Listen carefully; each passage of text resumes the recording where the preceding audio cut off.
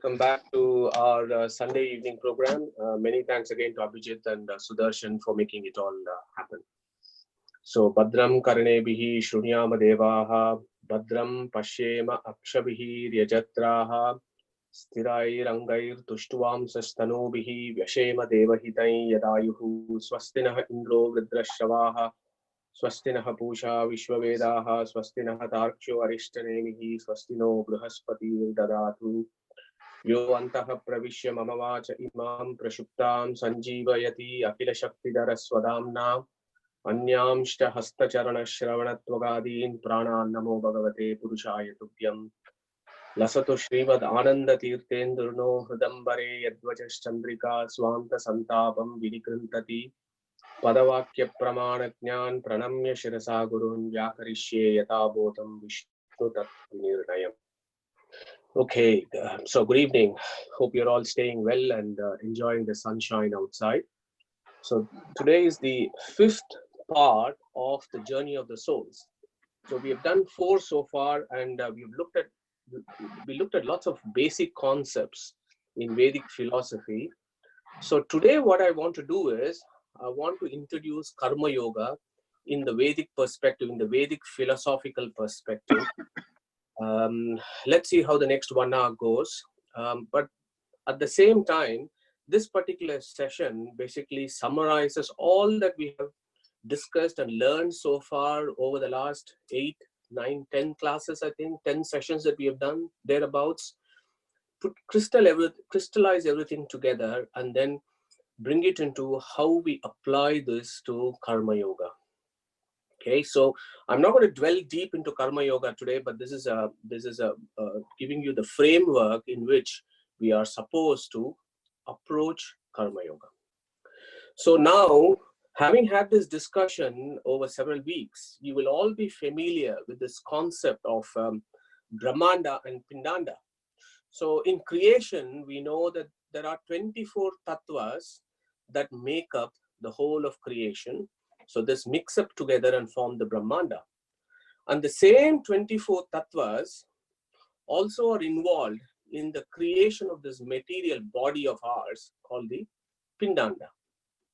Then we also discussed about the Abhimani Devatas, whose portfolio it is during creation that they look after specific aspects of the material creation that's coming about.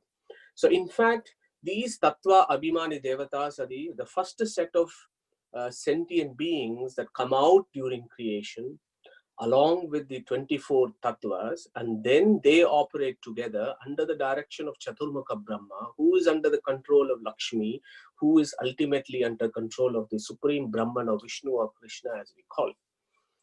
So now, this particular concept, then we looked at Gita chapter 15, and we looked at the first verse, Urdhva Moolam Adaha Shakam Ashwattam Prahur Avyayam Chandamsi Yasya Paranani Yastam Veda Saveda Vidu. We looked at that verse, and we had a very brief discussion as to how this world is compared to an Ashwatha. Ashwatha is a tree, Ashwatha tree in India. Is a very sacred tree, and this world is compared to an Ashwatha tree by Veda Vyasa in chapter 15 of Bhagavad Gita. Now, the Urdhva Moolam we discussed, so that is the Supreme Vishnu. For example, the Vedas will describe Urdhva Vishnu. So that Urdhva, the highest being, is Vishnu, and from him the creation comes down. And then we discussed about Adaha Shakam. Below are all these branches. So these branches are the main trunk of this universe is the Mahat Tattva. Then you have the 3 main sub branches. These are the Ahankara Tattvas, Vaikarika, Tejasa, and Tamasa. Then you have various further sub branches which form the various other components such as the Indriyas, the Panchatanmatras, the Panchabhutas, and Manas. So this forms the various branches. The highest, the source of this tree is Vishnu, but the 3 primary roots of this tree is the Shri Tattva in her 3 forms. So the Moola Prakriti, as you know, is Sattva, Rajas, and Tamas, and The three forms of Lakshmi are Shri, Bhu, and Durga, who are the Abhimani Devatas of Sattva, Rajas, and Tamas. So this is the Vedic view of how creation comes about. So the Ashwattham there is related to or assumed to be or linked with the tree. Now the question there is, why is Ashwatha related to the world? Why is Ashwatha equated with the world? Now I want to spend a few minutes giving you the beauty of the Vedic philosophy and the beauty of the Sanskrit language and the beauty of words that Veda Vyasa has constructed in the Bhagavad Gita. Please note, I have said Bhagavad Gita and I cite Veda Vyasa because let us not forget, it is Veda Vyasa who has written the Mahabharata, and it is Veda Vyasa who has written the Bhagavad Gita as told by Krishna to Arjuna, and he documents this in Bhagavad Gita. So, so that is the reason why I am repeatedly citing Veda Vyasa has said this. So why has Veda Vyasa included Ashwattham and related to the universe? Now, if you look at Judaism, that is Jewish religion, their primary text is called the Torah. So the Torah, if you read the Torah from a very superficial surface, superficial meaning, you get some philosophical, religious knowledge from reading the Torah in a very superficial manner. Similarly, with the Bible, if you read the Bible in a superficial manner, you get some ideas. But then there is this something called the Kabbalistic interpretation of the Torah, Kabbalah as it's called. Now, what does that mean? That is a particular specialized field of reading scriptures, of looking at individual words and then splitting them and moving letters within the words and see what kind of meanings are we going to get from this. So that is the Kabbalistic interpretation of Torah in Judaism, for example. And not surprisingly, in the Vedic philosophy, the Kabbalistic interpretation of Vedic scriptures is far advanced. So I just wanted to illustrate this by taking just this word Ashwa. Okay, so in the red box, I've given you a few meanings of the word Ashwattham. So Ashwattham, as we all know, is a tree, and in India, the Ashwatha tree is a very, very sacred tree. You know, in most villages, there will be an Ashwatha tree. In many temples, there will be an Ashwatha tree, and people go around the Ashwatha tree because it is assumed that various forms, the Chaturmukha Brahma, Shiva, Vishnu, they all reside in the Ashwatha tree. That is the belief, and it is not surprising because in Gita, and if you look at the trunks, Chaturmukha Brahma, Shiva, and everybody is there. So it is not surprising that there is a belief that the Ashwatha tree has all these big, you know, the supreme being and also the many devatas in the tree. So it is sacred. Now, at the same time, we also know that the Ashwatha tree releases the maximum amount of oxygen. I am told that it releases the maximum amount of oxygen, and hence it's got some positive effects as well. So that is one aspect of the Ashwatha tree. Now, if you also observe the Ashwatha tree, it has got leaves, it's got small leaves. Now, even if there is no breeze, if you go near the Ashwatha tree and observe it, the leaves in the tree is constantly moving. It's constantly twitching. The tree's leaves are constantly moving. So that is essentially the primary reason why the universe has been equated with with Ashwatha, because it's constantly moving. Yeah, it's constantly moving like a horse. So this universe is constantly moving. So that is the sense. And we all know from physics and chemistry and whatever that the universe is constantly changing. The universe is constantly moving. The material things on earth is constantly changing. Our body is constantly changing. So that is another sense that we get from Ashwatha. So you split the word Ashwatha to Ashwa and Sta. Ashwa means horse, always moving like a horse. A horse, for example, can never stay still in a place. Either its tail is moving, or it is twitching its skin, or it's hoofing, or it's just shaking its legs. It's constantly jittery and moving. So similarly, the earth is moving. So Ashwa and Sta. Now you can break up that word Ashwatha into three. You can break it into A plus Shwa plus Tha. Means, in Sanskrit, means the opposite. Yeah, opposite of something is So it is Na. So Shwaha means tomorrow. tishtati. Ta is broken down into tishtati. So what it means is that which is not the same tomorrow. Okay, so what is today is not the same as tomorrow. And we all know that from our own experience, and we also see that in the world all the time. Now, there is another way of looking at Ashwatha. You can split it into Ashu and Va. Ashu means that which moves very fast. So horse moves very fast. So now, if you look at that in ancient times, and even in the 19th century, the engine, the power of engine is measured by horsepower, because it depends on the number of horses, how fast the number of horses can move. It's the same as for the engine of a car. So horsepower comes with that concept of horse moving fast. Now, what else moves fast? Now, in the ancient times, in the Vedic times, among the domesticated animals, the one that moved the fastest was the horse. And that's why they've always compared with horse. Now, what else moves fast? Wind moves fast. So wind also moves very fast. Yeah. Now, Va, so what moves faster than the wind? The mind. The mind moves faster than the wind. In one instant I am here, but in the next instant I can be in India or in America, or I can think myself as being on the moon. So the mind really moves very fast. Yeah? Now, hold on to the concept of mind moving very fast, because the word va can also mean jnana or knowledge. So he who has sharp knowledge, his mind moves fast. And we all know that. If you're sharp, you can quickly link A to your mind, and you can work out all sorts of mathematical equations. So the intelligent you are, your mind moves fast. The more knowledgeable you are, your mind moves fast. Who is the most knowledgeable in the universe?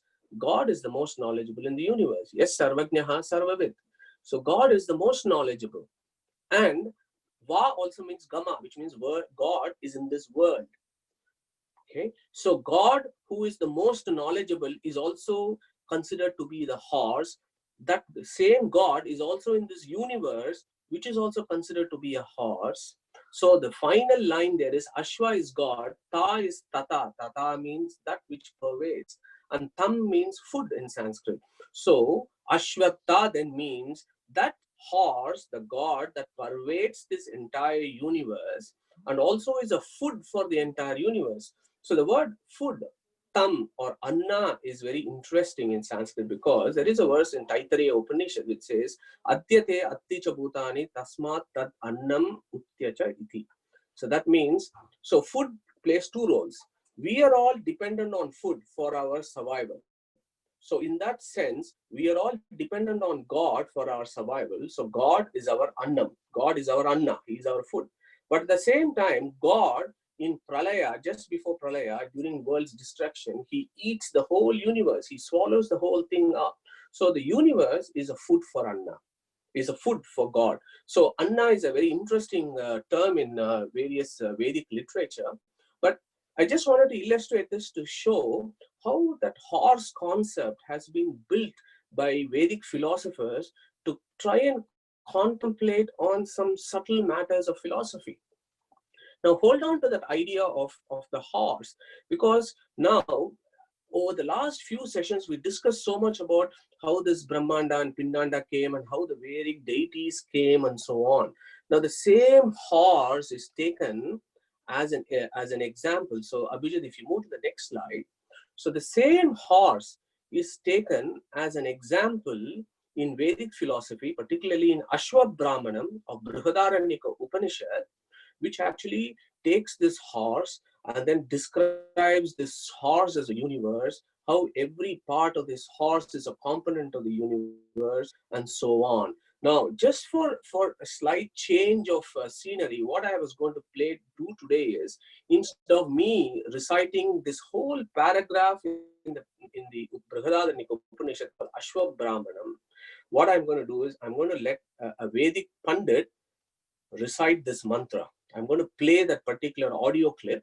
It runs for 1 minute and 40 seconds. So I hope you'll bear with me, and hopefully it will work. So I'm going to play that verse, and you can feel and get the vibrations as to how this particular mantras of the Upanishads needs to be recited.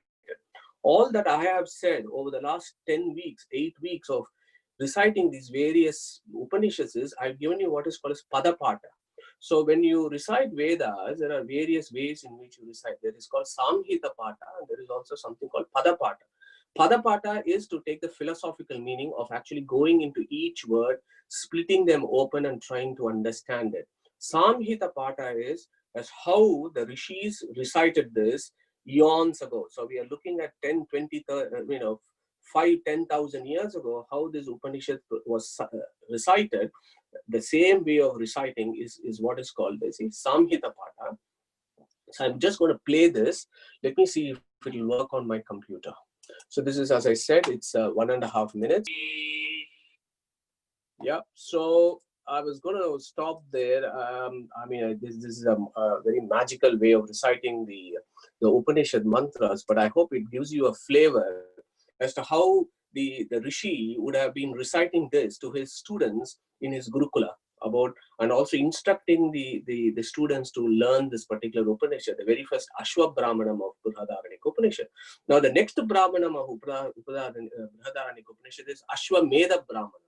Ashwamedha Brahmanam is again, there are several mantras that discuss about the creation and so on. So what this, instead of spending too much time on this Brahmanam, what essentially it is it equates this whole universe, it imagines the universe as a horse. Vishnu is in the horse. Chaturmukha Brahma is in the horse.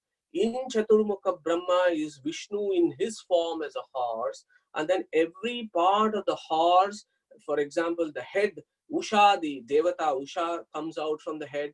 The Devata Surya comes out from the eyes. Vayu comes from the breath of this horse. The 4 legs, the tail and the head forms the 6 seasons.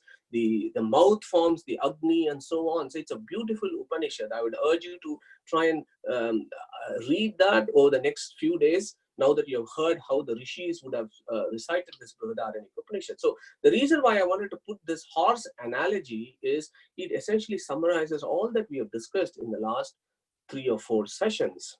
So it talks about the Jada Tattva, that is the 24 Tattvas. Then there is the Abhimani Devata of those Jada Tattvas, and the Antaryamin, who is Vishnu Narayana himself, who is inside not only the Abhimani Devatas, but also in the Jada Tattvas. So that horse becomes a big deal in Vedic philosophy. So that horse form of the Supreme is called Hayagriva. So the Hayagriva form of the Lord. So in Pancharatra Agama, for example, there is a very beautiful verse. Jnanananda Mayam Devam Nirmalam Sputika Akrutim Adaram Sarva Vidyanam Hayagrivam Upasmahe. It praises and worships the Hayagriva form of Vishnu, who is given Veda to Chaturmukha Brahma. Vedanta Desika, a great poet-philosopher of the Vishishtadvaita school, has written a work called Hayagriva Stotram, which celebrates the Hayagriva form of the Supreme Lord. Vadiraja Tirtha of the Dvaita school has written a work called Hayagriva Mahatmyam, of glorifying and worshipping the Hayagriva form of the Lord. So think about next time when you see a horse, I hope these discussions that we have had this evening would come to your mind. Now, one of the core essence of what we have learned from this horse is exactly summarized in the Isha Upanishad, the very first verse. Isha Vasyam Idam Sarvam Yakkincha Jagatyam Jagat Teda Tyaktena Bunjita Magridaha Kasyasvidhanam. So we have looked at this verse on several occasions over the last few weeks. So just to remind you, the Rishi is saying this whole universe actually belongs to the Supreme Brahman. The Supreme Brahman is not only inside this universe, he is also outside of it. He is immanent and he is transcendent and he owns everything. So it is asking our mundane fellows, when the Supreme Brahman owns everything, what are you guys doing, fighting for a little piece, for a small piece of land, fighting for money and properties? What are you guys doing? This Rishi is asking this fundamental question. So moving on to the next slide. So that takes us to this concept of how do we then look at this position, the state of this jiva who is in this samsara. And then again, we've discussed this before, but I just wanted to spend a couple of minutes talking about the Shodashakala Purushaha concept. that comes in Prashna Upanishad. And as we discussed before, it is the sixth question.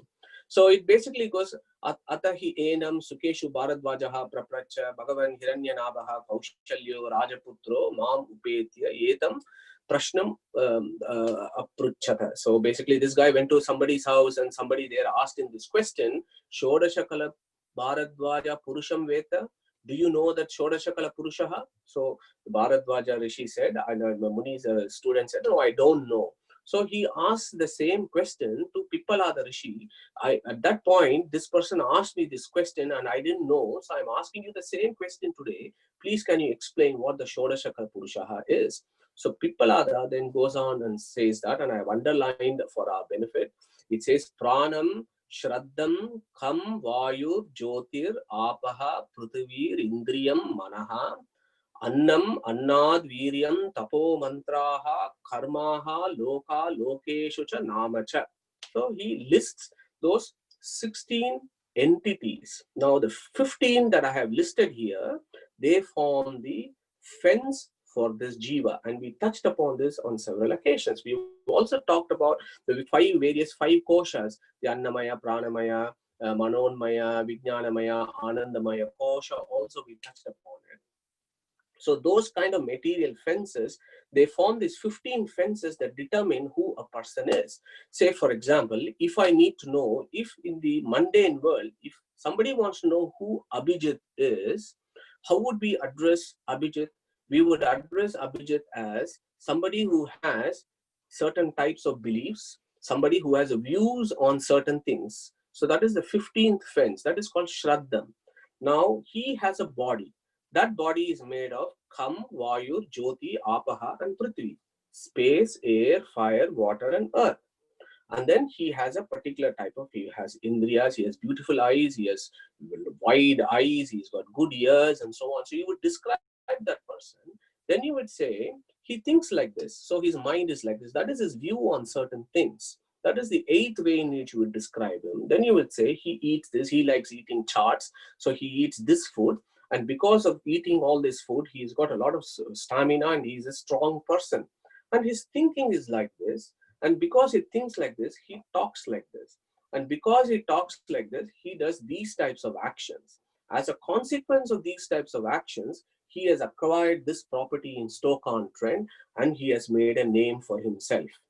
That is how in the mundane world, if you go to any part of this world on earth, any person would be introduced to another person using these 15 fences. There is nothing outside this 15 fence by which we can either describe and address another jiva or a human being. So these 15 fences, therefore, have been given primary importance in the 6th question of Prashna Upanishad. Now, why has this 15 fences been described? They have been described because, and again, the reason why discussing that Abhimani Devata concept was important, because each fence in Vedic philosophy has an Abhimani Devata. There are some Devatas that I have listed on the right that you might be able to recognize. You may recognize Usha, you may recognize Varuna, you may recognize Rudra, of course, you may recognize Ganesha, 14th, and you may recognize Bharati, who is the Abhimani Devata of Shraddha. So these 15 fences are very important. The first 2 fences, Namaha, Lokaha, and the 15th fence, Shraddham, are most important for a jiva, because that is the reason why we are bound and we are stuck in this world. We are always towards name and properties. Can anybody tell me here among us who does not give importance to name and property? We all give our importance to name and properties, and we are all wired up with certain beliefs, and we are constantly believing something, and we get so attached to that belief that finally results in defining who we are. So 1 and 2 and 15 are very important. Now coming to 1 and 2, so that is Namaha and Lokaha. How do you gain a name in your career? How do you acquire properties? By doing various actions. So karma then becomes very important in our mundane lives. Karma or action becomes very important. And just remember the concept karma, which we're going to spend time next. The Abhimani Devata of karma is Pushkara. Not many of us are familiar with this. Pushkara is the Abhimani Devata of Karma. He is the lowest among the ranks for Devatas in the Vedic pantheon. Moving on to the next slide. So now, so after having spent so much time talking about what we have discussed so far, now we are moving to the interesting bits of, karta. So as I said, karma, the actions that we do become very important in determining all that we possess and all the name that we have. So then the question that arises is, what is karma? What is karta? All these are rather nebulous, vague concepts. So let's look at karta. So what is karta? Karta means that which has kriya or kritimatvam is karta. So that which does action is karta, and we come to our usual friends, the two parrots and the tree, and they're eating those fruits. So the one parrot is Brahman, other parrot is Jiva, and then you have the Prakriti. So now you can ask the question, so who is the karta among the three? So now if you look at Jada Prakriti also has an amount of kartrutva. Say, for example, I've given you some pictures here of showing waterfalls. Water is flowing down. So that flowing down is an action, is a movement. If you have floods, it's moving down. And in those of us who have been to Badri Yatri or Himalayas, those landslides are quite common. So the stones are rolling down. So that is an action. That is a kritimatvam. That is a kriya. Fire is waging. The flames are moving. That is also an action. So in that sense, even jadas have kartrutva. They are called kriya, but they do not have ichcha. So it is not a self-initiated activity. We discussed it so many occasions. No ichcha kriti. So that is jadas kartrutva. Now if you come to jiva, he's a sentient being. So rachana anupapatteshana anumanam ho. We discussed this on 2 occasions about how Veda Vyasa has settled that problem, that self-initiated action can only be performed through a sentient being. A stone or a mind cannot initiate self-initiated action. It has to have a sentient being behind it that prompts it to have a particular thought process, which then leads on to a particular action. So for jivas, they have what is called as ichcha purvaka kriti. So they have a ichcha, they have a self-initiated desire to do something. So they have ichcha purvaka kriti, but they are not swatantra. They are aswatantra. If they are not independent, they are dependent. If I had swatantra ichcha purvaka kriti, then I may be able to do anything, and I wish for anything, and I can also do anything. But that is not what we do, what we see in this world. So by our own experience, we infer that we have an aswatantra ichcha purvaka kriti. But if you look at Brahman, or the Supreme Being himself, he is the supermost karta on this existence. Why is he the greatest karta? He is the greatest performer of action. Why? Because Janmadhyasya yataha. Veda Vyasa has defined this Brahman as he who has created this universe. What else can be more important action than creation of the universe? Our actions that we do in our mundane lives is such a speck, not even a speck of dust. But look at the Supreme Being. He has actually created this universe. He is the highest kriya, kritimatvam. This is the highest kritimatvam that you can think about.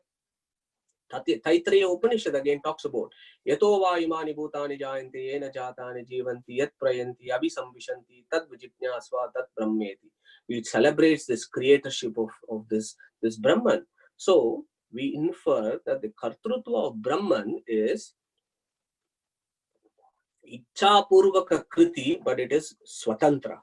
Okay, so once we get this concept of kartrutva about ichcha and swatantra and aswatantra, then we can start placing karma.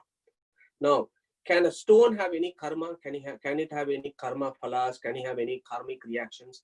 Absolutely not, because it has no ichcha. Okay, can jivas have karma and karma phala, karmic imprints, reactions because of what they have done? Possibly yes, because they have ichcha purvaka karta and they are aswatantra. Can God also have karma? Can he also have the karma phala? Can he also have the karmic imprints? These questions arise because both these guys, that is Jiva and Brahman, both of them perform actions. Yeah. So that is what we are going to look at in the next slide. So if you look at the doership of Brahman, Abhijit, next one. Yeah, thank you. So if you look at the doership of Brahman, the action that Brahman does, yes, we discussed about the Brahmasutra Janmadhyasya Yataha. Taittiriya Upanishad talks about how this Brahman creates the universe. Tasmad va etasmad atmanaha akashaha sambhutaha akashad vayuhu vayoragnihi agnerapah adabhyo prithvi prithubhyo aushadayaha aushadabhyo annam annat purushaha, and it goes on and talks about it. So what we then ask the question is, does Brahman obtain benefits or fruits through his creatorship? Does he get any benefits by creating? Why bother? We discussed about pralaya and how things come. Why bother with all this? Just leave us alone. We could have been in stupor, not come into this existence and go through all this suffering. What benefits does he have by doing this creatorship? So the Vedic philosophers ask these questions in various Upanishads. So if you say, yes, Brahman obtains benefits and fruits through his creatorship, then that means that he was incomplete before creation. That he was incomplete, he wanted some extra desires to be fulfilled, so he created, and that is the reason. So he is not Purna, he is not complete, becomes a problem if God created the universe for some particular benefit. For example, the Shanti Mantra of Brihadaranyaka Upanishad, most of us are familiar with this. It goes on, Om Purnamadaha Purnamidam Purnat Purnam Uchyate Purnasya Purnamadaya Purnameva Avashishyate. So it talks about all this, from this Purna, from this fullness, from this infinity, infinity comes and so on. So the Purnam there is the Supreme Being. So he is Purna. Upanishads have already defined him as Purna. So how can that Purna then get some extra desires to be fulfilled from creation? So that doesn't make sense. So if Brahman does not have any desire or any benefits to get from his creatorship, then the question arises, why bother? Is it an intentionless creation? It is just some random event that Brahman does. Is that question comes. So our rishis have actually taken up this as a problem and has actually addressed this in various Upanishads. So in Mandukya Upanishad, I've just underlined the last verse. We probably don't have time to go through the whole bit. It says, Devasya swabhavo ayam aptakamasya kaspruha. So that is exactly what I said before. So the Rishi is saying, this Deva, which is the Supreme Being, he is an aptakama. Aptakama means someone who has got all his desires always fulfilled. He is perfect. So if that is the case, why some people ask that question? Yeah, answer that is given there is in Veda Vyasa, in Brahmasutra. He addresses this in two very, very important sutras and resolves the issue. He says, Na prayojanavatvat lokavatta lila kaivalya. Okay, so it says, Na prayojanavatvat. So you can understand that. So what that means, God's creation, he does not create this universe for his benefit. He creates the universe for the benefit of the souls. For the benefit of his souls is why he brings this creation into being. So that is the fundamental reason why the creatorship of Brahman is placed. Na prayojanavatvat. Lokavatta lila kaivalya means this act of Brahman to bring this universe into creation not for his benefit but for the benefit of the souls is a effortless act. Like how we play, it is an effort. When we are very good at it, we just spontaneously play. So it is an effortless act for him. Taittiriya Upanishad, again in the Brahmandavali, it says, Kohe vanyat kahapranyat yadesha akashaha anando nasyat. So it asks that question. So we can see it in our youngsters. So they go to discotheques and they go to clubs and they dance when they are very happy. So when they are very happy, when you're happy, you spontaneously rejoice and close. Go to our ISKCON friends and you go to Hari Kirtan. When people are happy, they're spontaneously jumping and swaying their hands. So why they are doing that? Because they are very happy. Now, who is this Brahman? He is an infinitely blissful being. He is an infinitely blissful being. He is full of ananda. So as an expression of his ananda is how this creation comes about. And as I said before, we have discussed that again in Mundaka Upanishad, it talks about how a hair spontaneously comes, the universe spontaneously comes. Now, why is it important to have this discussion about Brahman is to understand the kartrutva, the action, the doership of the jiva, we need to have this background information as to how Brahman is also doing, but he does not have any karma lepa or karmas. I'll come to it in the subsequent slides. Just hold on to that thought as to why Brahman does his creatorship. Moving on to the next slide. Now, what about the doership of the jivas? Now, the doership of the jiva is an entirely different plane. The doership of Brahman is, as we discussed, is a grand scheme of things, a grand picture. Whereas the doership of jiva is rather mundane, I'm afraid. So we discussed about the jiva, the various coverings of the jiva before. We discussed about the jiva having what is called as a linga sharira, then it has the sukshma sharira, the subtle body, then it has the stula sharira, the gross body, and we discussed all these 5 koshas and so on. Now, we also discussed about that the jiva is the doer. The whole business of karma, the whole business of liberation and everything becomes relevant only when we accept jiva as the doer. If jiva is an inert entity that does not do anything, then why waste talking about karma for jivas? So jivas are the doers. And what are the various levels in which they do? They use their subtle bodies, that is their mind, and they think. So thinking process is an action. They use their gross bodies, they can use their vocal cords and their tongue, and they can speak. That is an action. They can use their hands and legs and other organs to perform other physical movements and physical actions. So thought, speech, and physical actions, all 3 of them are actions. Okay. Now, is there any time in which this jiva does not perform any action? That is a key verse there. Now, the idea that the jiva is a performer or a doer of action is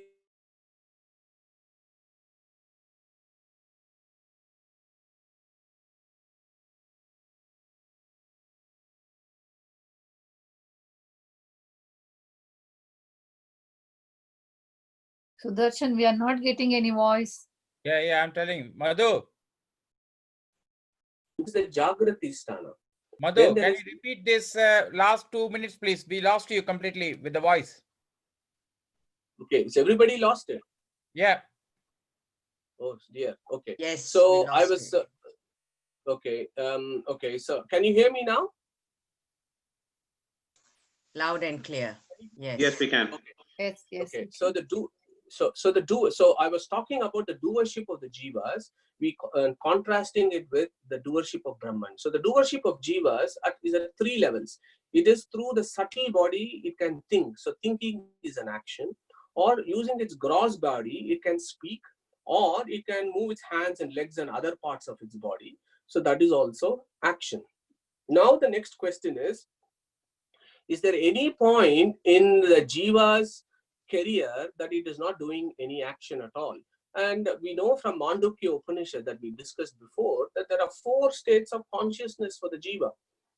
And in all the 4 states of consciousness, the jivas are doing action. So that is very clear from the Upanishads and the Vedas. So the 4 states of consciousness are what? Jagrati sthana, which is a wakeful state. Swapna sthana, which is a dream state. Shushupti sthana, which is a dreamless sleep. And then the Turiya stage, which is the liberated stage or the stage in moksha. So in all the 4 stages, the Upanishads are clearly saying that the jivas are doing action. What about in the liberated state? You might find this interesting, and I just listed a couple of verses, one from Chandogya Upanishad and another one from Taittiriya Upanishad. So Chandogya Upanishad, for example, in 8th Adhyaya, there is a lot of discussion about what the jivas is doing in moksha. So it says, Chakshati, Kridam, Ramamanaha. So in the sense they are moving around, they are playing, and they are having a lot of fun. Is what the Chandogya Upanishad is saying, that the jivas in mokshas are doing it.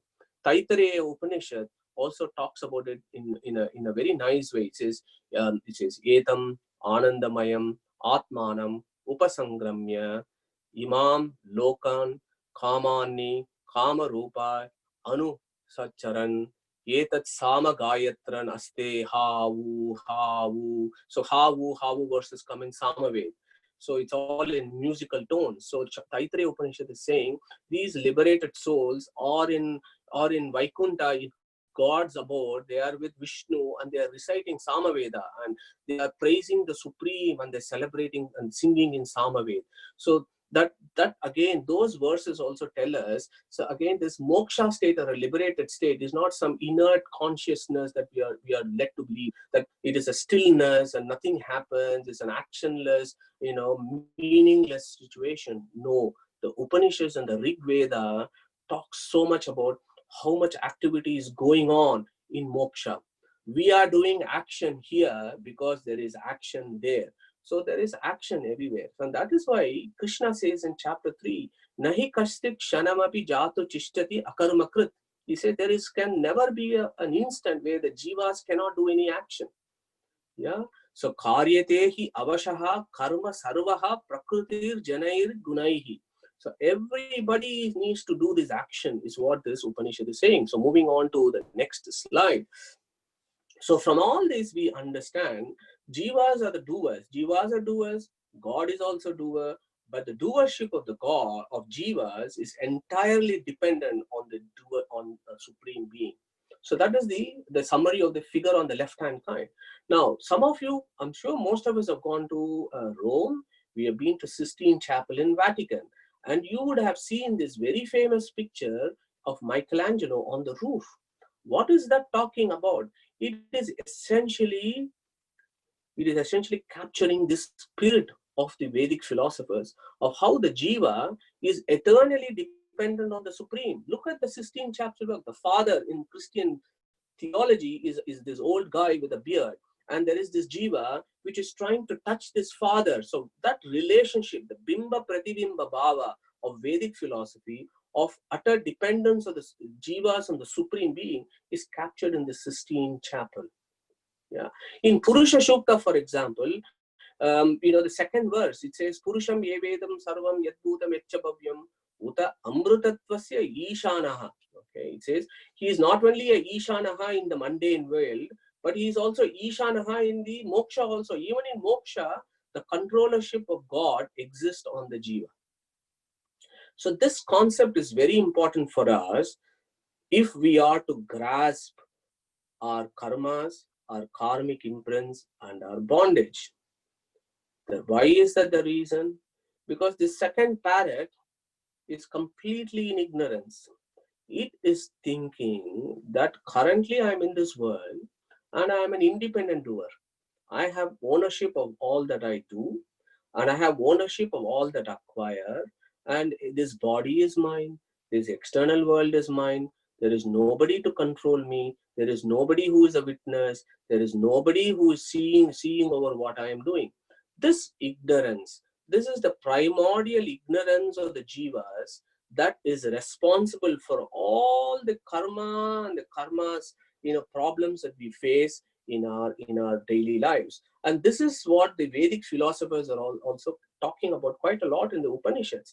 Now, we discussed, I think 2 weeks ago, it was about ignorance and who has ignorance and whether the ignorance is real or not, Brahma Ajnanavada, Swarupa Ajnanavada, and we discussed all that. So this ignorance is on the soul.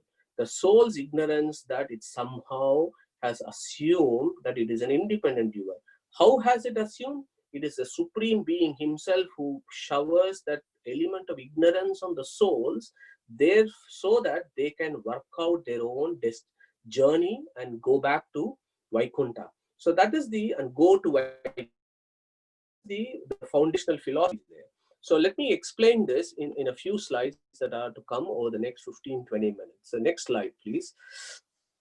Now, I want to pick up this particular mantra from Keno Upanishad, Talavakara Upanishad, and illustrate some beautiful, profound philosophies that our rishis have told us. So, and I've given you an introduction about this particular Talavakara Upanishad or Keno Upanishad before. The first verse goes like this: Kene shitam patati preshitam manaha, Kena pranaha pratamaha preti yuktaha, Kene shitam vacham yam vadanti, Chakshuhu Shrotram Kabudevo Yunakti.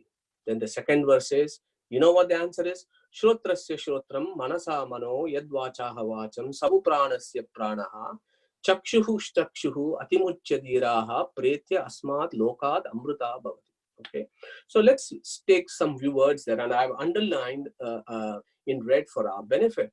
So manaha, pranaha, vacham, chakshuhu, shrotram, kavudevo yunakti. So I've listed that for you. So the mantra, and again, one concept I wanted to introduce, maybe we can touch about it later, is whenever you read mantras, Vedic mantras, you always need to think about in what chandas it is in, who is the rishi, who is the devata, what is the chandas, and so on. So for this is set in what's called Trishtuk chandas, which has got 44 syllables. Sachi, who is Indra's wife, is the Abhimani devata for Trishtuk chandas in Vedic philosophy. So this verse is talking about mind, speech, eyes, and ears. It is saying, have you guys, actually this is a dialogue between Chaturmukha Brahma and Shiva. So Shiva is asking Chaturmukha these questions. You guys, this mind works, the speech is speaking, eyes are seeing, ears are hearing things. You know, who controls all this? I don't own anything. This is our own experience. Shiva is actually talking on our behalf. So we have our mind, we have our speech, we have our eyes, and we have our ears. We are using this and we are talking. Nobody knows why there is mind. Nobody knows why the system is like that, that we are set with these instruments to see stuff. Why is it happening? These are all fundamental existential questions, and the Shiva is asking us to ask these questions. Yeah. Now, please note, all the four entities that Shiva has said, Rudra has said, mind, speech, eyes, and ears, are in the head. Okay. So these Indriyas are called Shri. They are called Shri because they are in the head. Shirsha is the head. So they are in the head. So the biggest wealth is having good Indriyas. Yeah, so that is why in our tradition we will say Shriman Sudarshan, Shrimati Lakshmi, and so on. So when we say Shriman Sudarshan, it means Shriman means not just a wealthy Sudarshan, but that Sudarshan endowed with good Indriyas. That is the traditional way in which you address somebody, Shriman. So it is taking mind, speech, and eyes. And how did it come? Have you asked all this? No, we don't do that. We don't even think. We think we own all these things and we are operating in the world. The same philosopher actually is giving a subtle meaning there. Look, first one, Keneshitam patati preshitam manaha. How does the mind think? So he goes to the embryo and he says, you know what? Embryos, once they reach a certain stage of development, they can start thinking. The brain starts thinking. There are thought processes. There are thought waves in the embryo. How does it come? Who makes it happen? Next question. When the baby comes out, the first thing it does is Kena pranaha pratamaha praiti yuktaha. It takes the first breath. When the baby comes out, it takes the first breath. Why should it take the first breath?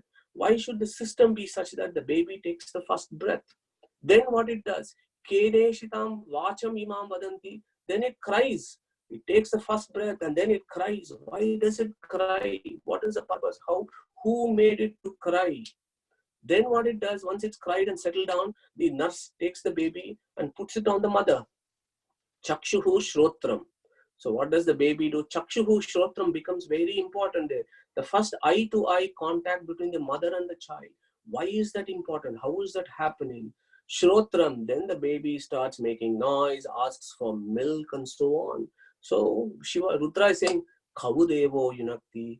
Under which Deva's control is this all happening? Do we control this as human beings? We don't.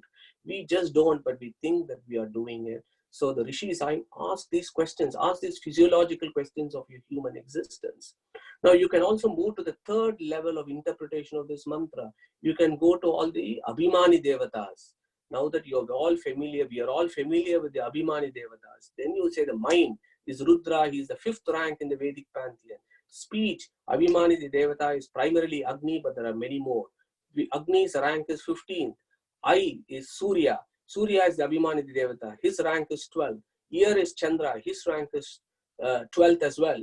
Breath is Mukhya Prana. His rank is 3rd. So all these guys are having this discussion and saying, who is controlling me? I am inside me. I am doing this work, but I still don't know who is controlling me. So even the big Devatas themselves are asking this question.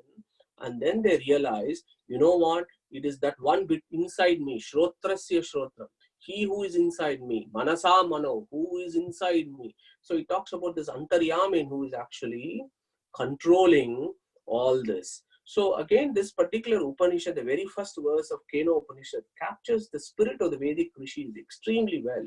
And the Talavakara Upanishad is amazing. I would urge you to read and grasp the philosophy behind it. So again, it reinforces the concept that we should have, that our position is that we are dependent beings. But, next slide, somehow we do not want to accept this due to our ignorance. So what happens when we don't accept this because of our ignorance? The scheme of events, a nice example is given in Gita chapter 2, 62 and 63. So many of you would be very familiar with this. This is certainly is one of my favorite verses. Dhyayate vishayam pumsaha sangasteshu upajayate sangat sanjayate kamaha kamat krodo abhijayate krodat bhavati sammohaha sammohat smriti vibhramaha smriti bramshat buddhinashaha buddhinashat pranashyati. Okay, so what does that mean? So how does this whole attachment and the sense of independence, I control everything, what is the evolution of this? So what do we do first? We use our instrument of the brain and the mind, and we start thinking about a particular object. So musing, dhyayate vishayan. So once you start musing or thinking about a particular object, then you develop an attachment to it. Okay, then you get a desire to acquire that object. Now, if you don't get that object, you become angry. So when you become angry, what happens? You become, we have all become short-tempered. We sometimes lose our temper and become angry. When we become angry, we just cannot discriminate right and wrong at that point of time. It all becomes very illusory, and you start getting unworthy desire. When somebody gets angry, what do? Some people go and murder people. So they get unworthy desires and do very bad things. And when you have that anger, the whole biochemical reactions of anger can impact your memory. Yeah, so that is what Krishna is saying. Veda Vyasa is saying the deluded memory, and you forget what are the commandments, what are the injunctions in the Vedas. So once you have deluded memory, you lose your intelligence, and once you lose your intelligence, you go into ruin. So this is the scheme of the psychological evolution that happens in the mind when somehow we feel we need to have that object in the universe because we are independent beings. We need to take ownership of that. We want that. So when that series of events begin, then there is a series of other things that happens in your mind. Now, this is very important because the current psychology, so there are many psychology and psychiatry experts in the friends group here we are all here today. So most of you, this may resonate. So I believe whatever we plant in our subconscious mind and nourish with a repetition and emotion will one day become a reality. So this completely fits with what Veda Vyasa is taking.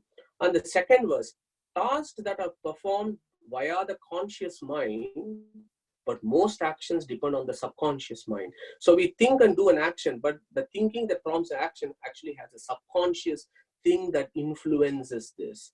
The reason why I'm getting that is I'm bringing in a physiology of karma here. So essentially what is happening is the way we behave towards our external world gets internalized in the subconscious state.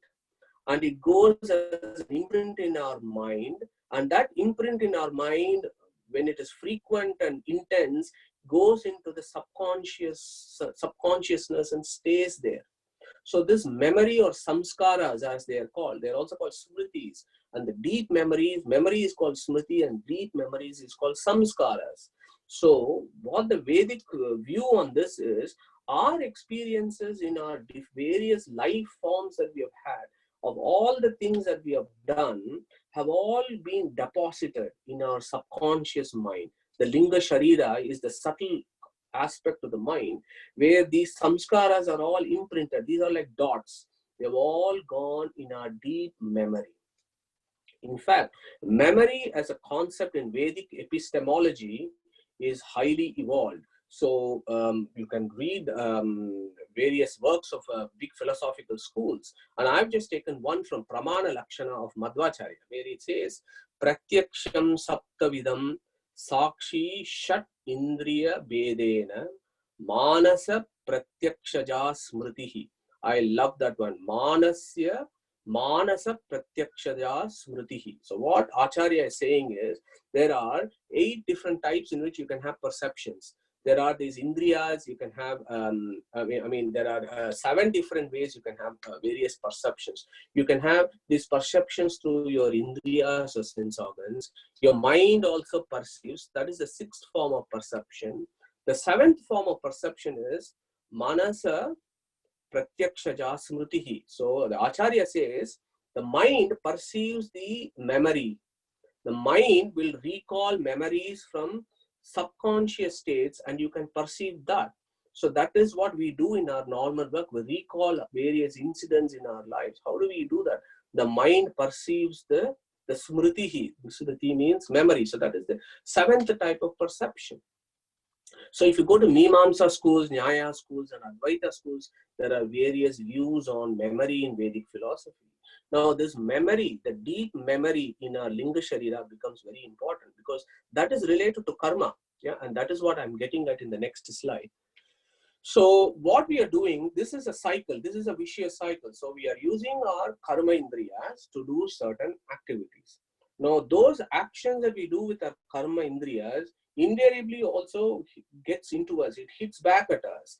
And those experiences that we have is also going into our subtle bodies, and they are making imprints. Okay, they are making those imprints in our subtle bodies, our linga sharira. So this is how this whole process of karma happens according to Vedic philosophy. Karma, as you know, is very unique to Indian schools of system. Karma as a concept does not work in other systems like Judaism and Christianity and so on. It is very unique to Indian schools of philosophy. So next slide. So now the summary here is, souls are responsible for their own action. And we will skip this for now, and we've discussed about how the action doership of souls is dependent on the intrinsic nature, that is the jiva swabhava, their karmas, the anadi karma, and purushakya prayatna, and how God dispenses the various actions of the jivas based on these 3 criteria. So right in the middle is the karma. Yeah. Now moving on to the next slide, Abhijit. So now we can understand that these karmic imprints are on the subtle body. And I have given you an analogy using psychology and memory and deep memory as to how that process may be happening. So this is how it happens. In pre-creation, jivas all have linga shariras, and they have these karmas that they have accumulated from creation in the previous creation cycle. Now, once they come into existence, they have the stula sharira, their bodies. So these bodies are called sadhana sharira. So the jiva cannot do any work with its linga sharira, because linga sharira is a very subtle form of body. What the jiva needs is gross body to enact his karma and do sadhana. So this is called sadhana sharira, also called aniruddha sharira, and that is why God brings and gives all these jivas this gross body to do their sadhana. And we all know, being a human being is the highest form of sadhana sharira that you can have to do your functions. Yeah. Now, this karma imprints that happens when we do certain action, these karma per se is not an independent entity. It is a jada. It is an inert thing. Okay. So this inert matter, of course, needs to have a sentient being behind it, controlling it, which is the Vedic philosophy that behind everything there is a conscious entity. So the first Abhimani, the Devata who is there, is the Pushkara. So Pushkara will put those karmic imprints into your deep consciousness under the supervision of the Supreme Being, who will make sure that it's happening. All your Indriya Abhimani Devatas are the witness when this happens. And in Srimad Bhagavatam, it is very nicely discussed. Dravyam karmashta kalashta swabhavo jiva evacha yad anugrahata santi nasanti edupeksha. So the second word karma, even the karma is under the Supreme's control.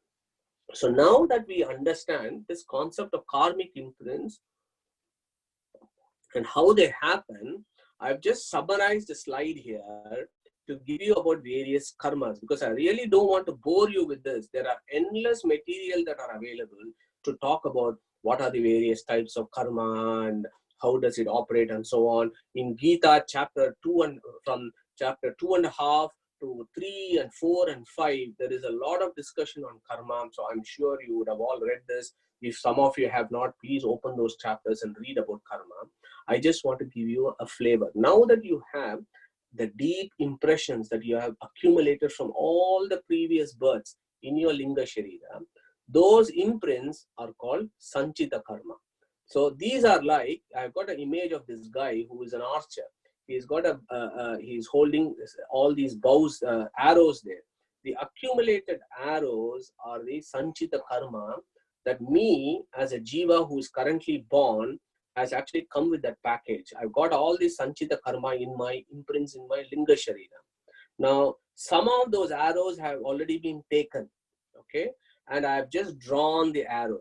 So that is the kriyamana karma. What does that mean is in our day-to-day life, if I'm getting up and cutting vegetables and I'm going to have a salad, that is an action. And I get a fruit of that is that my stomach is full.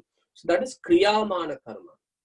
Now, if I've taken the arrow and I've left the arrow, now the arrow has started moving.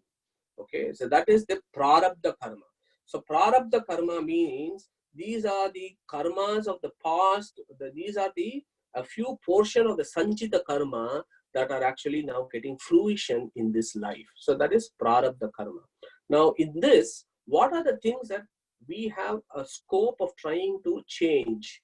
Because prarabdha karma is where most of us get confused. Does it mean it is destiny? Does it mean it is fate? It is predestination. This is, what the heck? So the prarabdha karma that we are experiencing now, you could determine this as a destiny or a fate. But that is because of all the sanchita karmas that you have accumulated over years. So what you have an opportunity now to do is, you can actually have some influence on kriyamana karma. So you might decide, okay, I now want to eat salad today. I'm going to drink something else. So you can make that decision. So you have some influence of changing your kriyamana karma. But the most important thing is, you need to try and see whether you can eradicate your sanchita karma. Okay, prarabdha karma, you cannot do anything about this. In Vedic philosophy, you have to go through prarabdha karma, whatever that is, suffering, or happiness, whatever it is, you have to go through that. But you need a philosophical approach to face that, provided you have all the knowledge of the scriptures. Sanchita karma, you can exhaust this. And Vedas and the Upanishads give us a route for that. Veda Vyasa, for example, in the fourth pada of the Veda, in the fourth pada adhyaya of the Vedantasutra, he talks about what is called Phala Adhyaya, and he talks about how you can get rid of your sanchita karma. There is a particular section on karma kshaya. How can you get rid of all the sanchita karmas? Okay, but at the same time, what we should also do is do certain actions that does not incur future karmas.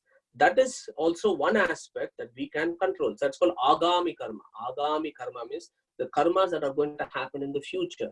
So we as souls, the Vedas say that we can control and reduce our accumulation of karmas in the future.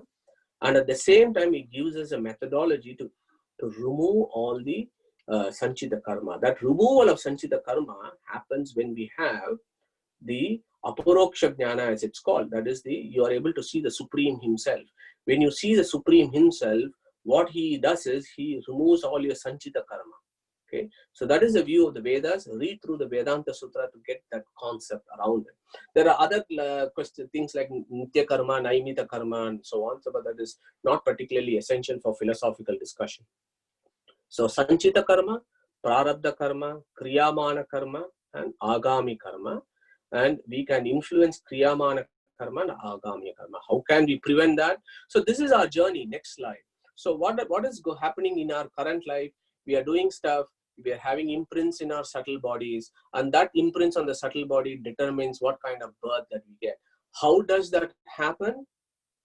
Go to the Vedas and try and understand that. Nobody has seen how it happens. Nobody has seen how the karmic imprints look like. Now, there was one section on how the Jainism views karma. That is very interesting.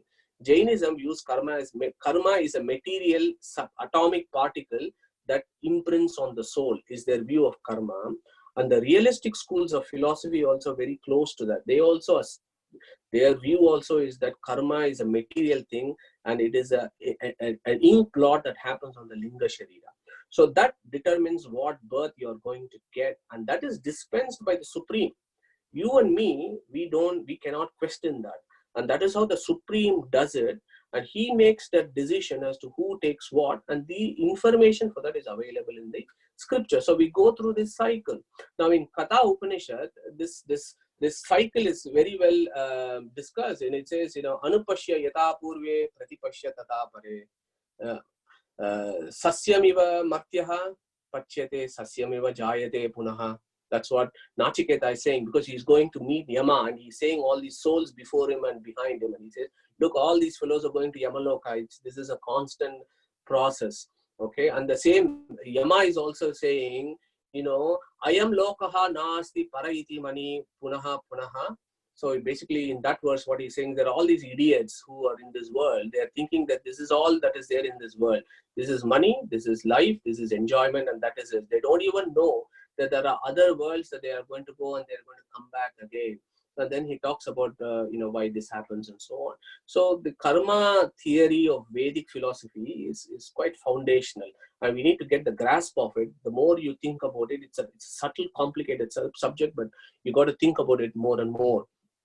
So I think I might have another 6 minutes or so. Let me see if I can grasp a few sections. So this slide, we can easily move on to the slide, because we now know this is a grand scheme of what happens. So we have Linga Sharira, that's called karmic influence. Now we need to reduce all the karmic imprints on us. And then once then you have a pure slide. Abhijit, next slide. So once you're, go back.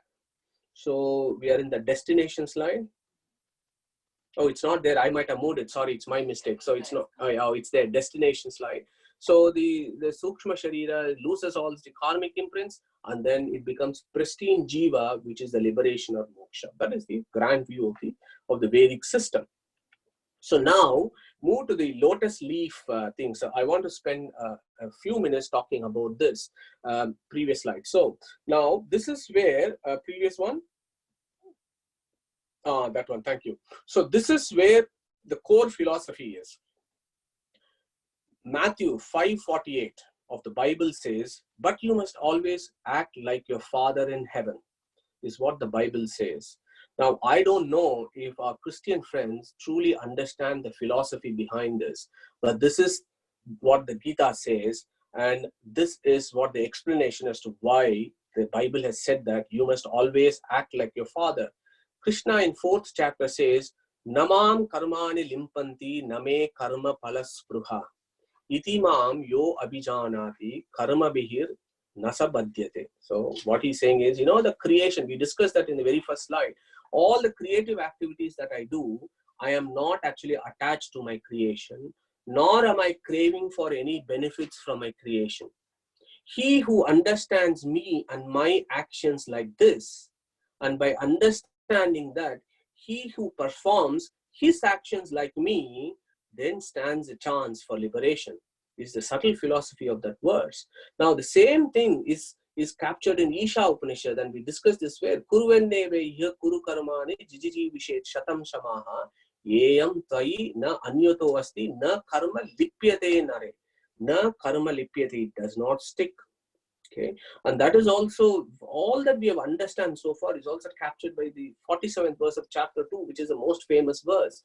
We can spend a day, we can spend an hour talking about it. But karmanyeva adhikaraste ma phaleshu kadachana ma karma palahetur bhuhu ma te sangaha stu akarmani.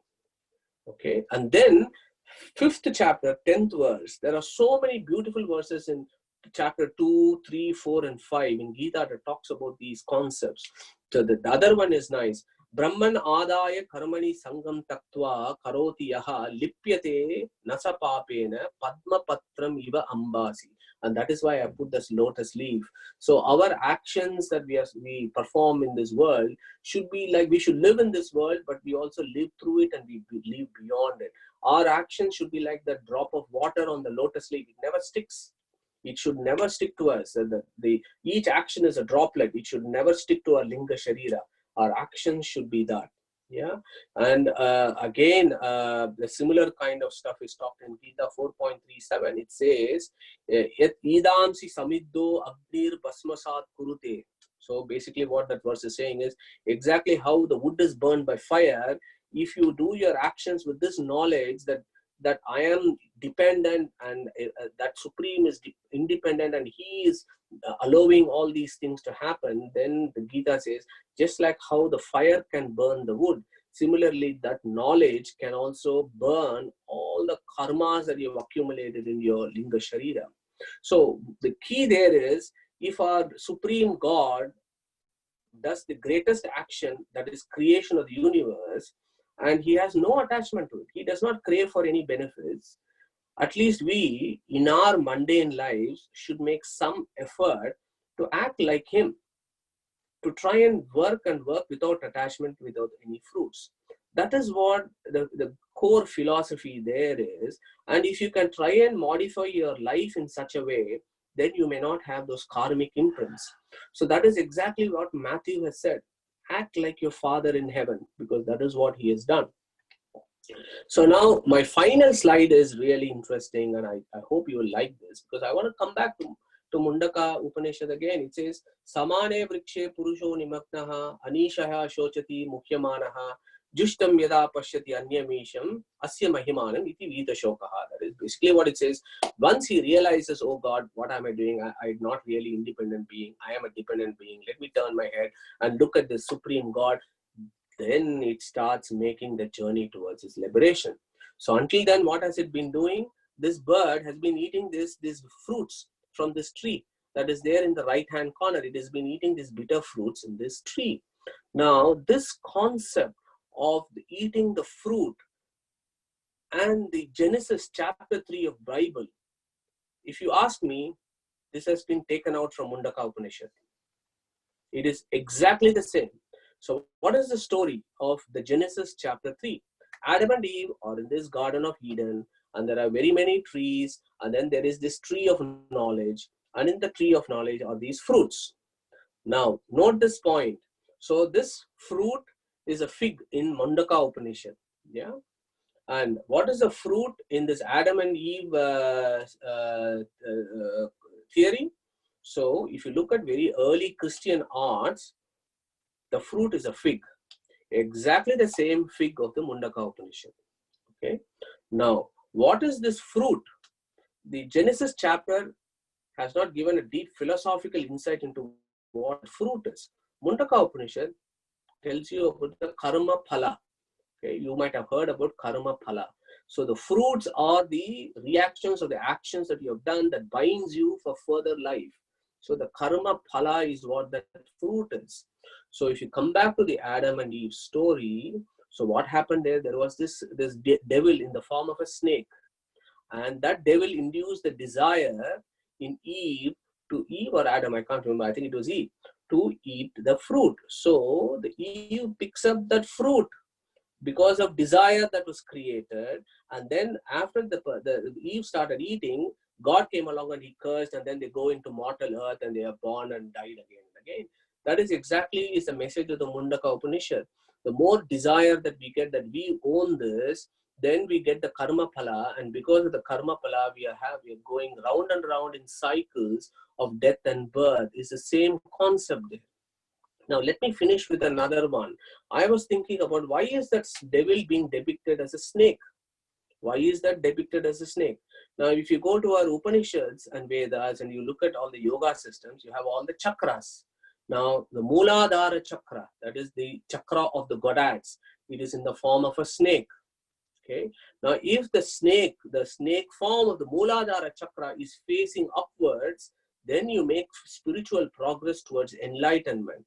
But if it faces downwards, you are more and more towards desire and all the karma. Karma is a very generic word, desires of material wealth and so on. You are stuck in samsara. Yeah, that is the importance of Mooladhara chakra, that you need to lift it up. Now, why does Ganesha have a snake around his waist? Why does Shiva has a snake around his neck? These are all influenced by these concepts of Mooladhara chakra, and how you go away from desires of personal possessions and you lift yourself to higher spirits of life. And the Adam and Eve story is interesting because it captures the same thing that our Upanishads have been discussing several thousand years before the advent of Christianity. So now the basic, I want to finish off with this, having given you all this information. This all sounds a bit too much, but where do I start? Okay, where do I start trying to grasp this? And next slide, Abhijit. Where do I start grasping this and putting into practice in my own life? Krishna has given you a simple trick. Okay, please go to chapter 13, go to verse 8 to 12, print it out, put it in front of your study room or anywhere, remind yourself as to whether you are doing what Krishna is saying. If you do what Krishna is saying, then that means you are practicing Karma Yoga. What is that? The very first two words is what I have underlined here. We can't go through it because of lack of time. Chapter 13 gives you 20 essential things that you should be doing to make spiritual progress. The first thing Vedavyasa / Krishna has said is Amanitvam Adambitvam. Okay, what is Amanitvam? Amanitvam means humility, which means you don't have any pride. You don't have that the pride of possessing things. You, even if you had great achievements in life, you don't show off. Humility, being humble, assuming that I have not achieved this, it is God who has made achieve this. That spirit is Amanitvam. Adambitvam is I may not have done anything, but still I might boast that I have done something. Jamba, as it's called, that is also called Damba. Okay, so these are the two basic qualities that Krishna is telling us. You first conquer this, Amanitvam and Adambitvam. Then you come to others. He has even said Adhyatma Nityatvam, and everything is the last 2 or 3. You are reading the scriptures, doing your pujas, doing your rituals, and everything else comes next. The first 2 is Amanitvam and Adambitvam. The same thing he's saying in chapter 15, Nirmana Nirmoha. Conquer Mamakara, me, conquer me and mine. Okay, so those are the 2 first things that we need to try and strive to achieve, because the me and mine is the fundamental reason why we are stuck in the karmic imprints and bondage of samsara. So unless we are able to address this, there is actually no scope for us. How many of us scriptures and books that we might have read, unless we are able to tackle this head on, we cannot make any positive impacts on our karma, and the Karma Yoga should be based on this. So on that note, I just want to finish off with the next slide of this Karma Yoga that we were trying to get some concepts around, then needs to be combined with Dhyana and Bhakti, because all that I have told you about Karma Yoga is Jnana. This is the knowledge about Karma Yoga. So you need to have the knowledge, mix it up with karma, then you go towards your Dhyana and Bhakti. So that is the only route towards achieving our liberation. So that's what Acharya would say, Jnanottara Karma. You do informed action. Informed action, what is that informed action? As informed from the Vedas and the Upanishads, you do the karmas, then you attain salvation. So that is what I wanted to share with you today. Krishna Pranamastu, and we'll take any questions and carry on with discussion. Thank you for listening, guys. Thanks, Madhu. I think you can take the questions now. I think this, I don't know what else, how else I can describe. It's like, every week it's getting even more better. And today I felt like I need to listen to the recording tomorrow first thing. So this is not enough, we need to keep on listening. Thanks, Madhu. Yeah, questions, please. Identify yourself, who you are, and say where you are from at all. It might help us. Madhuji, thank you very much. Can I ask you a question? Can you hear me? Can you hear us? Yeah, I can hear you. Madhu, can you hear? Yeah, I can hear you. Madhuji, this Upanishads, it's very difficult to understand and read. Do we have to read it? Because I have already started reading Bhagavatam, and that's quite a lot, and nothing enters the brain sometimes, And isn't it enough what you have told us? Because that's quite a lot of knowledge, if we listen to it and if we go into it, because that's really, I really appreciate your, the trouble you are taking. But is it enough? Yeah, thank you very much. I think it's a very, very important question. But I think, as you said, Bhagavatam and Gita, they are the essence of the Upanishads and the Vedas. So Yeah, that because we I are, heard everybody, that Bhagavatam is the essence of this Brahmasutram. Vedavyasi has yeah, explained in Bhagavatam. yeah, I think you're absolutely right. So they are the explanation. So this is if these Upanishads and the Vedanta Sutras are the scientific basis of what's happening, Bhagavatam is a practical way of demonstrating what the concepts are being described in Vedas and Upanishads. So if we can adapt Bhagavatam, the essence of Bhagavatam, into a daily life, it's perfectly fine. But as long as we are conscious of the fact that the concepts that are being discussed in Bhagavatam actually have their roots in Vedas and Upanishads and the Sutras and the Prasthana Trayas, I think that spirit is more than enough for us. I agree with you fully. Yeah, because you have given us a lot of knowledge in this, you see, from a few weeks, 6 weeks. And I feel, I know, for me, I feel it's more than enough because I can't, because we're getting old also. So practically, maybe better for us. Yeah, sure. And I think each person is entitled to practice their spirituality in the way that suits them. So each person has their own way of doing it. So there's no one size that fits all. So it what suits individual person, that's fine. As long as our goal is the same, that's perfectly reasonable. Yeah, because we get the knowledge from you, you see, every week. So again, going into Upanishad, that will make, I don't know. So thank you very much. Thank you. Thanks, Auntie. Anybody else? Madhu, I have a question. Yeah, I've got a question. Sorry. Yeah. Nandesh, go on. Should I go on? Yeah, hi, Madhu. Again, another fantastic lecture here, and also combining the Judaism and Christian principles and so on. Fantastic work done by you. So credit. Just a quick clarification on karma, Madhu. So if besides jivas, they're self-initiated action doers, but they're not swatantra. They're not independent, but still they attract karmic imprints. Is that purely because of ignorance? And so we didn't have time to discuss that. So when you have karma and the karmic imprints happen when you do kamya karma. So what kamya karma is, if you do an action with two things: A, I am doing it, and I am doing it for this benefit, for myself. So those are the two criteria. If you are doing actions with those two criteria, then the rules are that you will get an imprint, a mark on your linga sharira.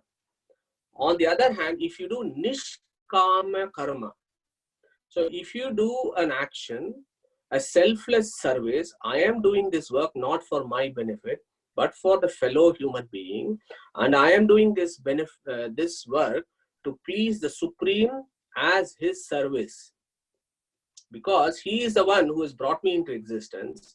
He is the one who has given me this body. This world is also belonging to him, and everything in this world also belonging to him. So when everything is like that, how can I assume ownership of anything that is available around me? Yeah. So if you perform your action with that spirit, then the Shastras tell you that in that situation, you will not have a karmic imprint. And this way of doing nishkama karma has got lots of other benefits. One, you are not only reducing your karmic imprints, but more importantly, your psychology is different. You are doing an action not because you're expecting something. So that whole scheme of events I told you about, dhyayate vishayan pumsaha, blah, blah, blah, and then your mind and everything. So what will happen is your mind achieves a little bit more of tranquility when it does things. You're not agitated, you're not stressed out, and so on when you take that approach. And your mind becomes still. So that getting that mind to a still state is the key aim of the Vedic philosophers, of giving all these methodologies. So karma yoga, for example, yoga means not just sitting and doing various postures. The word yoga has several meanings. One is upaya. Yoga means upaya. Upaya means a means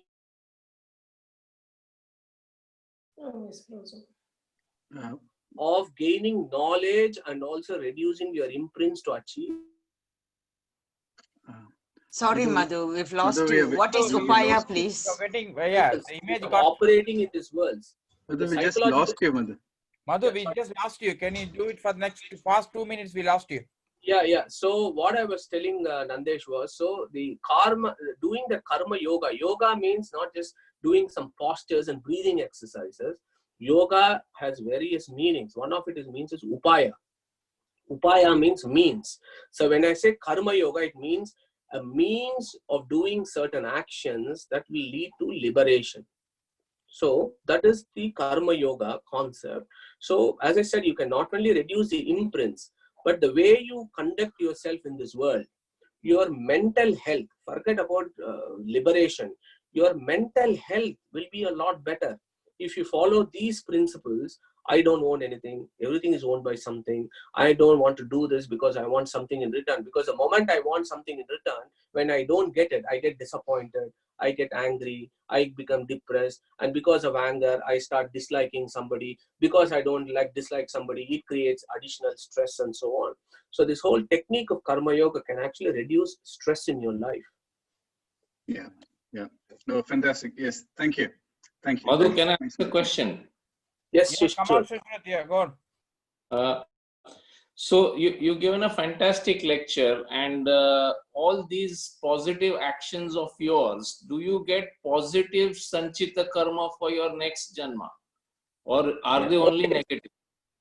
No. So again, we didn't spend a lot of time on karma because you have punya and papa. Yeah. So depending on what you do, you will have punya karma imprints and you can have papa karma imprints. Yeah, and then in Krishna, in various chapters in the Gita, he talks about the sattva, rajas, and tamo states of your mind, and the sattva, tamas, rajo states of the food things that you can eat, how that can influence your mind, and you will do various activities. So that will give you punya or papa.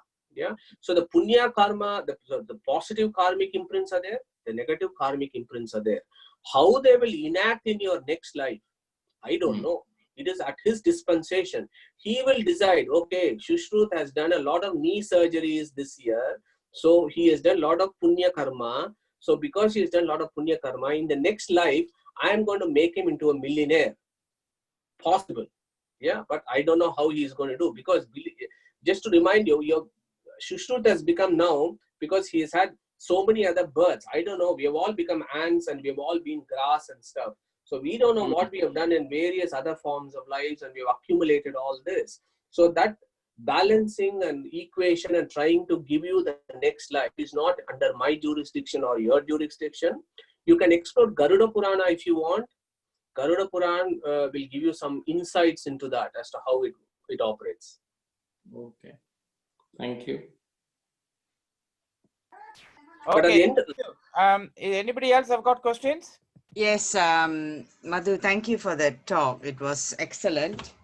It's good. Like Auntie said, it's going above my head.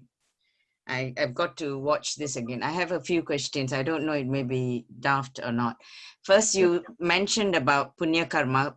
Pardon me, no offense to anybody. I think I read somewhere that, I can't remember where, that if you do something which is within your profession, that is your job. That is not punya karma. But when you do something out of your profession, that and out of the time, that is punya karma. I'm not sure. I mean, I think I read it somewhere. So correct me. The other thing is about the sanchit karma. Your sanchit karma is may or may not be exhausted in that life, right? May or may not. It depends on how you evolve. Am I right? So two things. I'm trying to understand that. Yeah. Sure. Yeah. Thank you for those two questions, both quite challenging ones. So I'll take up the second one first. So the Sanchita Karma, you can never exhaust it. Full stop. There will never be a point where you can actually. So there is one view. So there is one school where there is a philosophical discussion. For example, I'm in this life, and I got so much karmic package with me. Can I exhaust all these karmic packages and then exhaust and remove all the sanchita karma, and all the karmas are gone and my linga sharira is free, so I can attain liberation? So it's an argument. But the problem there is, after 14 years of life, we do karmas in our lifetime that leads on to 10 further births. Yeah. So there is no point at time, the way we run our lives, that we will ever be able to exhaust the sanchita karma. We cannot exhaust the sanchita karma. But what God does is he'll give you a proportion with every life, and go and do your prarabdha karma. He'll give that in every life. What you can do is with your spiritual progression, you can get a divine grace. So the view there is, so you do shravana, manana, dhyana, then you have what is called aparoksha jnana, sakshatkara, karmakshaya. Before aparoksha jnana, karmakshaya, then you have your liberation. That is a sequence. So your sanchita karma will still be there. So once you've made your philosophical, your spiritual journey, you've done your shravana, manana, dhyana, and you're at a stage where the Supreme Lord is so impressed with you, and you'll say, okay, you are working hard. Let me come and show myself to you. So then you have his darshan. That is called aparoksha jnana. So when you have that aparoksha jnana stage, Veda Vyasa describes that in the 4th adhyaya of Vedantasutra, that at that stage, you have your karma, your sanchita karma at that stage will be removed by the Supreme. Yeah. And you will also not accumulate anything. So that is the stages in the evolution. So that was for the second question. Your first question was your punya karma as per your profession. So I'm not fully sure of that, but my view on that is, even if you're a doctor and if you do you work hard and you do your sincere activity as a doctor, and you don't charge your patients unnecessarily, that is still is a good activity. You may still get your punya karmas, I think. But the punya karma also, let us not forget, punya karma also is binding.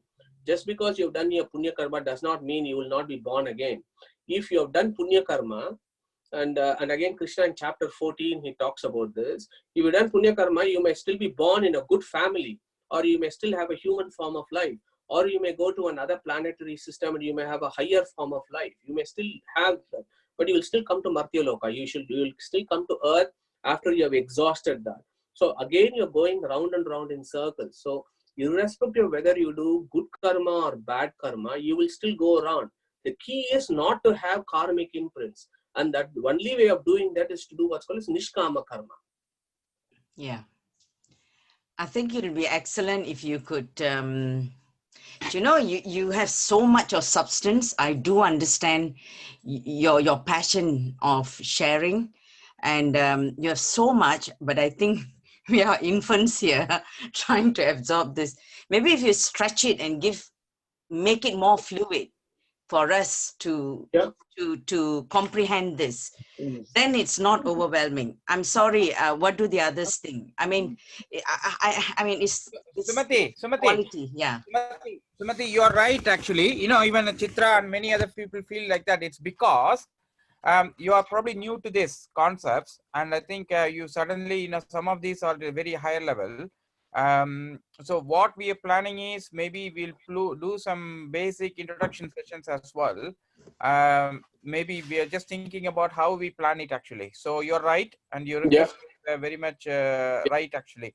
And I think that's a very, very positive feedback. So I think we'll have to take this on board and maybe do the next couple of sessions or so, and maybe we dwell on this karma concept a little bit more, because that's foundational for Hinduism. No other religion has this. Of course, I haven't spoken about in Buddhism and in Jainism, in Advaita schools, how does that karma operate? It's extremely interesting to have a view on that. So maybe we can expand this further next week and also start off with some basic examples. I have one more question or one more thought. Sumati, maybe over time actually. I think we need to finish this session. What I would suggest is, for all those people, Sumati, Chitra and everybody, can you start putting some basic questions, send it to me actually, or put it in the group, or maybe better send it to me, because all these questions I can compile. It will help Madhu to sort of, the basic session. He can plan it based on your questions, because he needs to understand what level you are in actually. So if you could put the questions in, not just Sumati and Chitra, everybody, so that we can get an idea about what level you are, and he can base this basic session based on that actually. If you can do that, please. Yeah. Sure. Definitely. We are Thank over you. time, so we need to. Sudarshan, uncle wants to ask a question. Yeah. Yeah. Please, uncle, last question. Yeah, go on, go on. Last week's Bhagavad Gita. No, in the 8th chapter, we've been reading time and again. The final destination for soul journey is the moksha. Yeah. You can't go any more than that. Once you go to moksha, then you stay there, enjoy life. And you said again, there is the people are really, there is movement in the moksha as well. Now, what he says, Krishna, time and again in the 8th chapter, just before the time of our death, when you take the final breath, if you can make a sense to say Krishna, Hare Krishna, Hare Krishna, Hare Krishna, whatever time number, then there's a final journey ticket is given.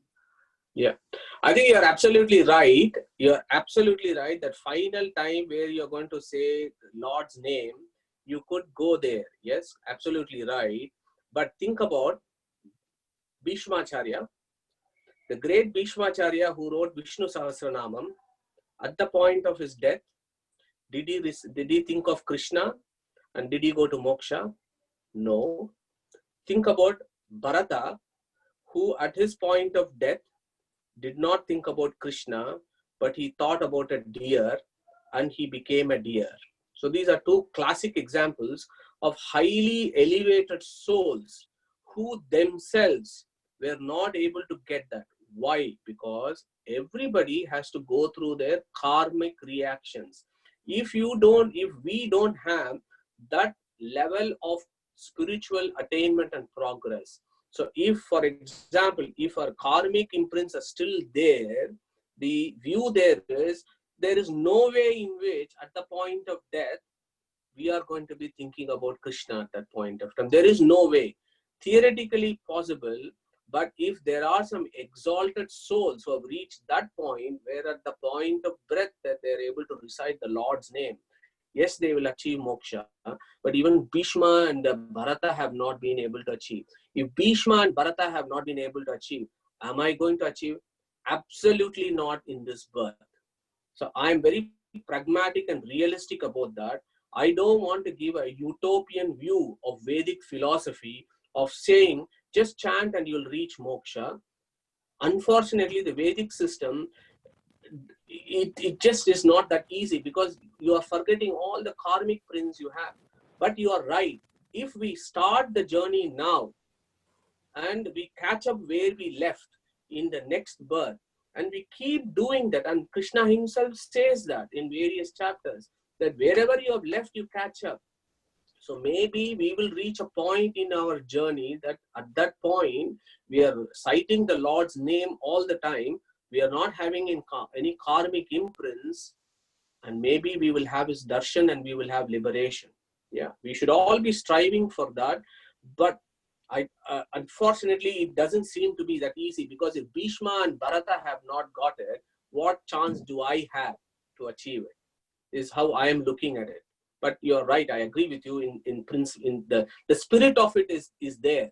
But whether it is practical or not is a different question, because we need to be aware of all the other undercurrents that are operating in our philosophy, in our systems. So I hope that answers the question. Thank you. Thank you. Okay, thanks, Michael. I think that will bring a conclusion to this session, and we'll all give a hand to Madhu, please. Thank you, Madhu. That's fantastic. Thanks, Madhu. Thanks, you. Sudarshan. Thank you, Madhu. Thank you. Thank you very much. Madhu. Thank you, sir. Thank you. Thank you, Sudarshan. Thank you. Thank you. Thank you, Thank you Kalai. very much.